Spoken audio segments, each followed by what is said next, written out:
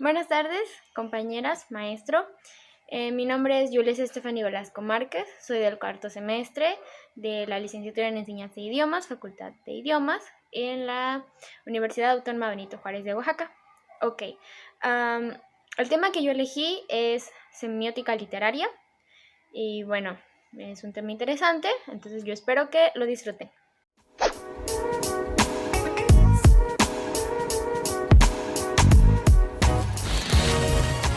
Primero que nada, vamos a hacer una pequeña diferenciación y una aclaración entre semiótica y semántica.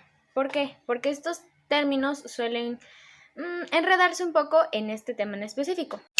Semiótica, como ya sabemos, es el estudio de los signos, que tiene en su historia a que Heráclito lo denominó como un presagio, Esquilo y Heródoto como una huella, haciendo una bipartición de semeión, que significa indicio, síntoma, presagio, y también un sentido religioso, que es como un acontecimiento milagroso o un signo proveniente de los dioses.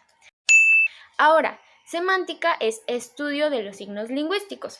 El vocablo semántica aparece hasta 1883 con el lingüista francés Michael Brill.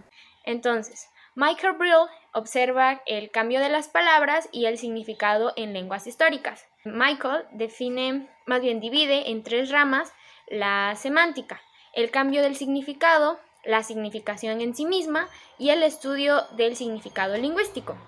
Hay una frase que es de Benveniste en el que dice las funciones de cada una, la de significar para la semiótica y la de comunicar para la semántica.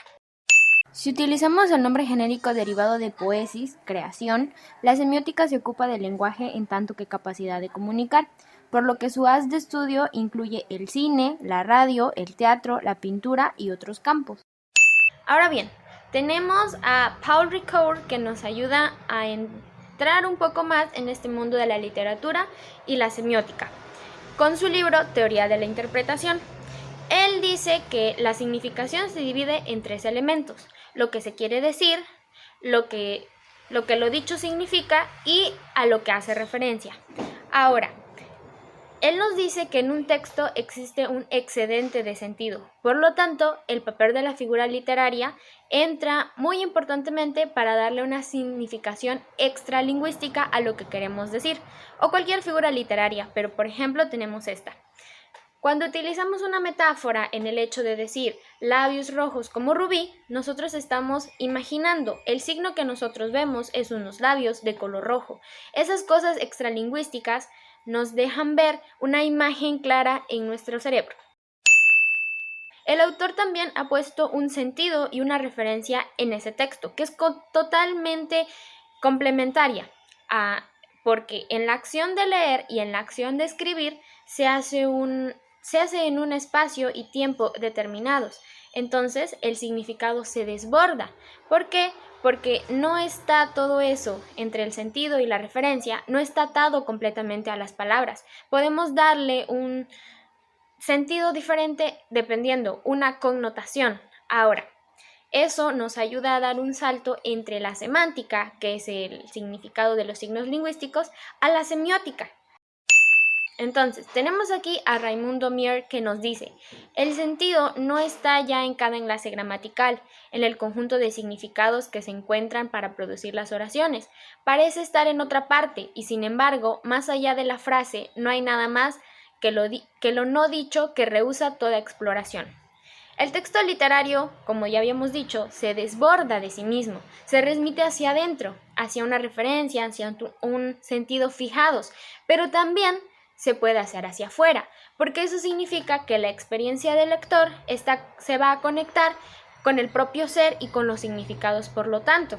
Entonces, tenemos este texto literario, cual sea que ustedes quieran elegir. En él se encuentran escritas muchas figuras literarias, puede ser incluso en un poema o puede ser en una novela. Sin embargo, ustedes le van a dar su propia connotación a ese libro. Tengo como ejemplo, o bueno, en lo que hacía este video me llegó a la mente que el libro de Mary Shelley, Frankenstein o El moderno Prometeo, tenía muchas cosas grabadas en sí de ella misma, pero cada uno de nosotros le da una connotación diferente, cada quien le va a dar un sentido diferente, y con todas las descripciones que ella pone, probablemente se puedan hacer muchos dibujos o muchos tipos de significados en él, pero todo eso es ya dependiendo de lo externo, de cómo nosotros lo veamos, y eso significa que le vamos a dar un signo diferente.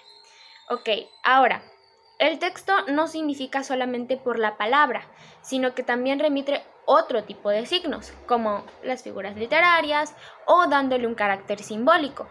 Eso depende también de la narración y de las referencias que se hacen en una descripción, obviamente. Cuando en un libro podemos leer la forma en la que una mujer iba vestida, por ejemplo, en nuestra cabeza se va formando. Tenía un vestido verde, tenía unas zapatillas negras, tenía un moño muy grande, cosas por el estilo. Ahora, el acto de leer y de escribir se debe de asumir como un universo en general. ¿Por qué? Porque de esta manera los elementos que contiene no nada más son simples palabras, simples órdenes de textos, párrafos y esas cosas. No, sino que contiene mucho más. Ya para finalizar, tenemos el sentimiento poético, que es la última parte que quiero aclarar. Ricoeur nos dice una frase que es: el sentimiento es como la imagen, una creación del lenguaje, en el estado anímico que configura un poema determinando su singularidad. Un estado anímico no es una afección interna, sino un modo de encontrarse entre las cosas. Eso también nos puede decir, por ejemplo, que todo el sentimiento y todas las cosas que un autor quiere plantar en un texto en general tiene demasiados signos. ¿Por qué? Porque nosotros tenemos un signo diferente para el amor.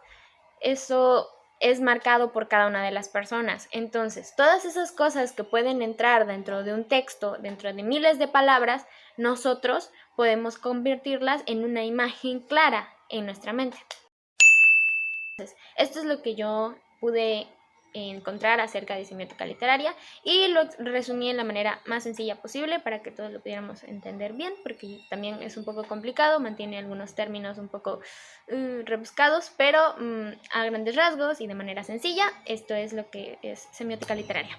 Espero que la hayan entendido, que les haya gustado. Si tienen dudas, me las dejan saber. Y bueno, un placer haber grabado este video para ustedes. Nos vemos.